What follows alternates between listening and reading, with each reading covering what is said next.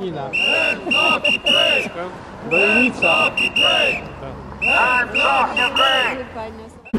the backing of 1.2 million Ukrainians right across the country and the Ukrainian-Canadian Committee to raise awareness to the interference that we are receiving from the Kremlin in the situation in Ukraine today. Because while the Sochi Games are on, the Kremlin and Putin will not do anything. But when the Sochi Games are over, I'm very much afraid that they will do something terrible.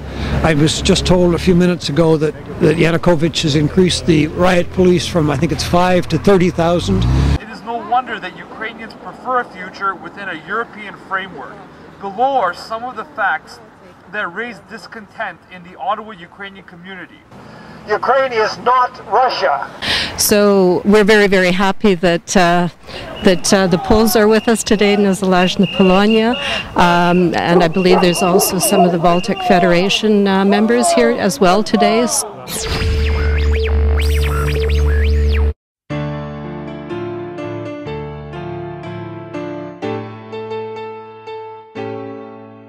Dobry wieczór Państwu, jest 12 lutego, środę, znajdujemy się przed siedzibą Ambasady Federacji Rozyjskiej w Ottawie.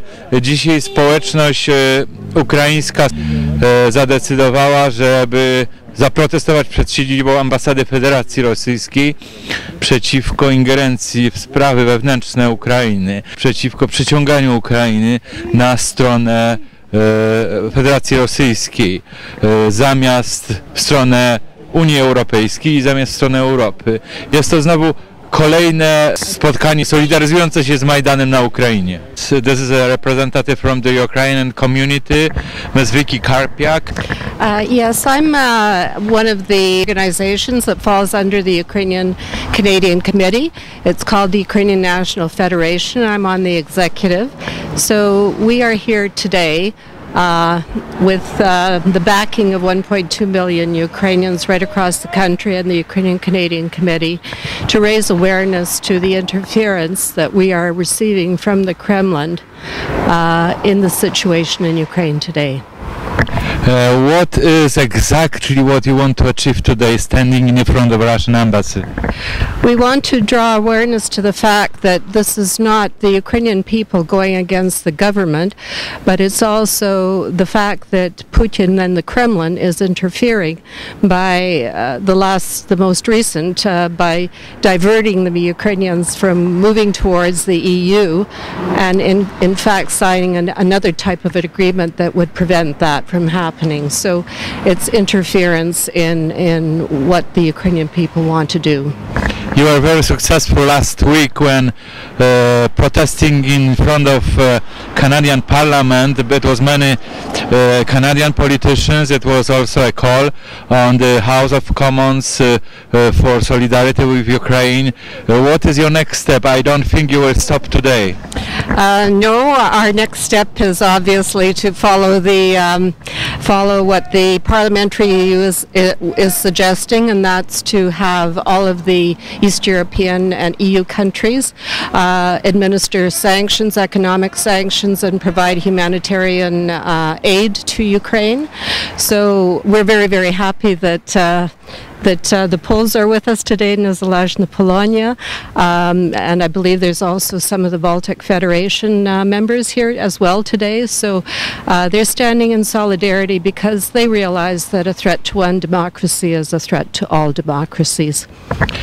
At the end, not by the end, how would you see the future of Ukraine within the Europe and within the, let's say, world community?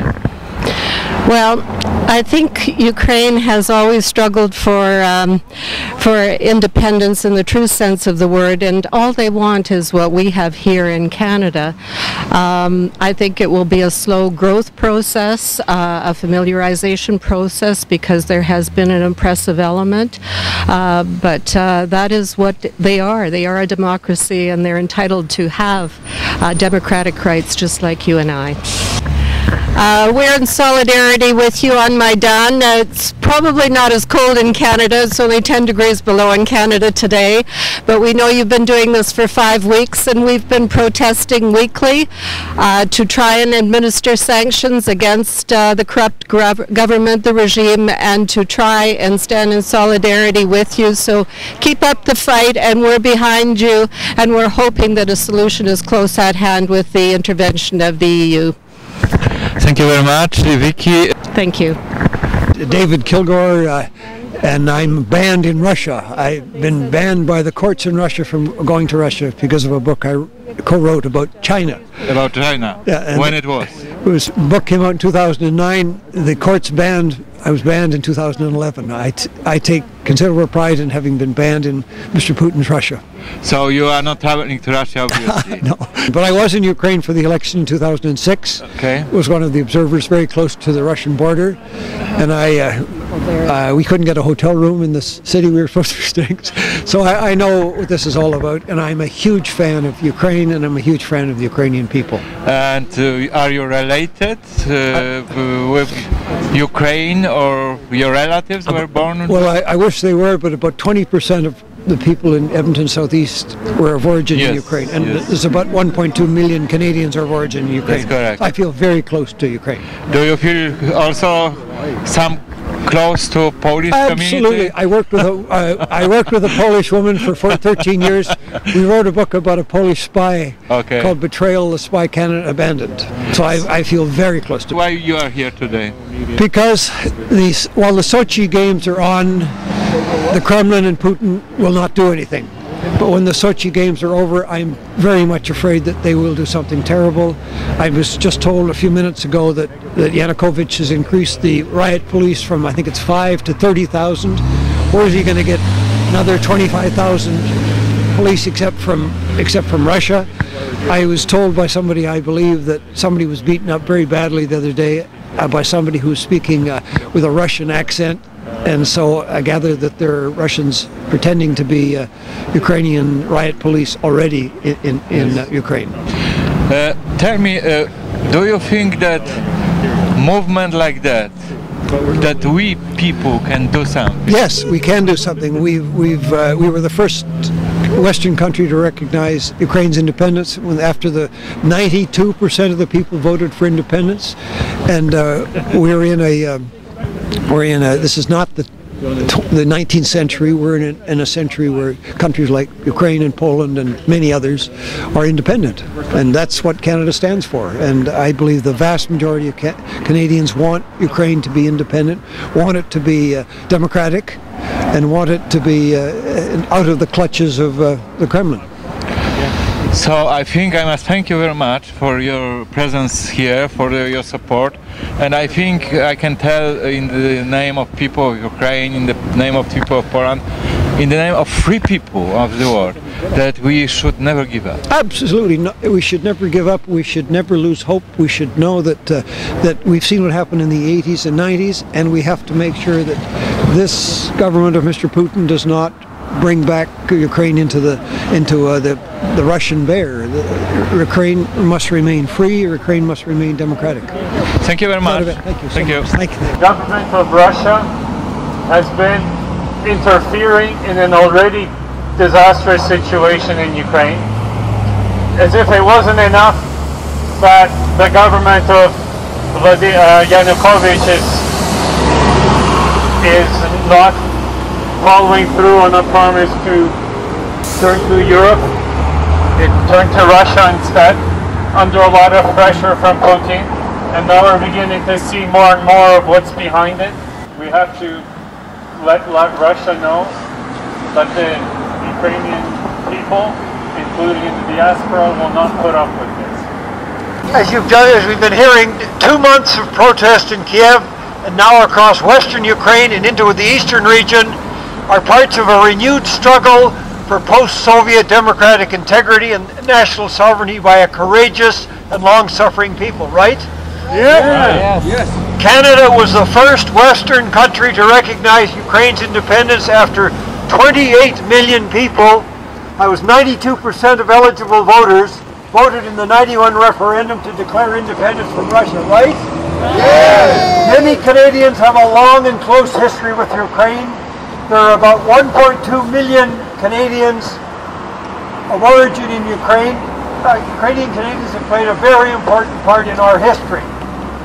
Now, Yale history professor Timothy Snyder, who came here last year, by the way, estimates in his book Bloodlands that approximately 3 million Ukrainians were deliberately starved to death by Stalin in the 32-33. Others say it was much more, as many as 10 million. Protests in recent months by widely based opposition groups, including an estimated 90% of the residents of Kiev and perhaps half of the overall population of Ukraine, against the deeply corrupt President Yanukovych and his political party, their cronies, their oligarchs, and Russia's Vladimir Putin remain highly volatile, as everybody knows.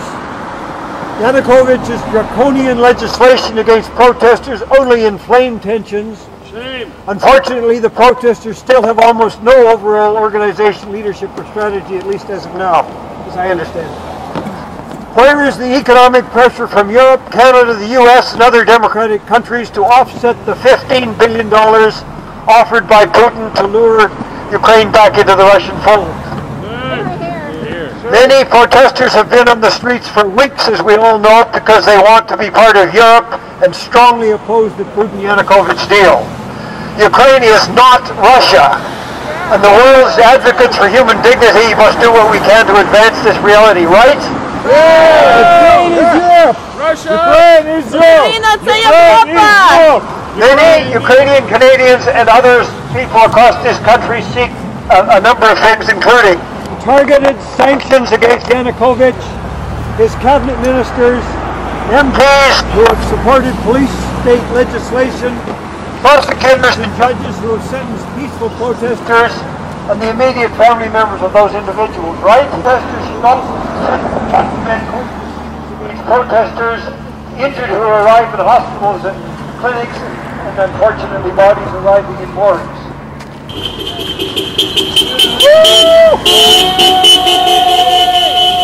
And not one underpinned by fear and coercion. Given the Putin government's backward slide into an autocratic state ruled by a cabal of former KGB agents and oligarchs, it is no wonder that Ukrainians prefer a future within a European framework. Below are some of the facts that raise discontent in the Ottawa Ukrainian community. The recent statement made by Sergei Glaziev, an advisor to Vladimir Putin, who in an interview with the publication Kommersant Ukraine on the 6th of February 2004, threatened the Kremlin intervention to guarantee the security of Ukraine. In addition, Putin's advisor was attempting to create a divide between eastern and western Ukraine, making unfounded assertions that ties between the oblasts of western and eastern Ukraine are not as strong as the ties between southeastern Ukraine and Russia. Shame! Shame! The threats to Ukraine's sovereignty and territorial integrity and Putin's government violation of the 1994 Budapest Memorandum on Security Assurances in connection with Ukraine's accession to the Treaty on the Non-Proliferation of Nuclear Weapons. The Kremlin openly encouraging Ukraine's governing authorities to use brutal force to suppress human rights and freedoms. Shame. The baseless statements made by Putin's Foreign Affairs Ministry characterizing the mass protest movement in Ukraine as being financed and orchestrated by Europe and the United States are nothing more than an attempt to deflect attention away from the dangerous game that the Kremlin itself is playing in Ukraine. Shame! Shame! Shame! Kremlin's claims that they are merely helping their brother Slavs by buying some of Ukraine's debts and offering a short-term reduction in the price of gas mask the fact that the Kremlin is propping up the politically bankrupt and corrupt regime of Viktor Yanukovych in the Kremlin's own long-term interests. Bullshit! Vladimir Putin is on record as saying that he regards the collapse of the Soviet Union as one of the greatest tragedies of the 20th century. Shame! And on repeated occasions, he has expressed his contempt for Ukraine's independent existence. Shame! His denial of a separate and equal Ukrainian nation is bolstered by myth-making and historical revisionism about Ukraine's shared history, and is nothing more than an appeal to extreme imperialistic sentiment. Shame! Put in shame! Put in shame! Not Russia! Ukraine is not Russia!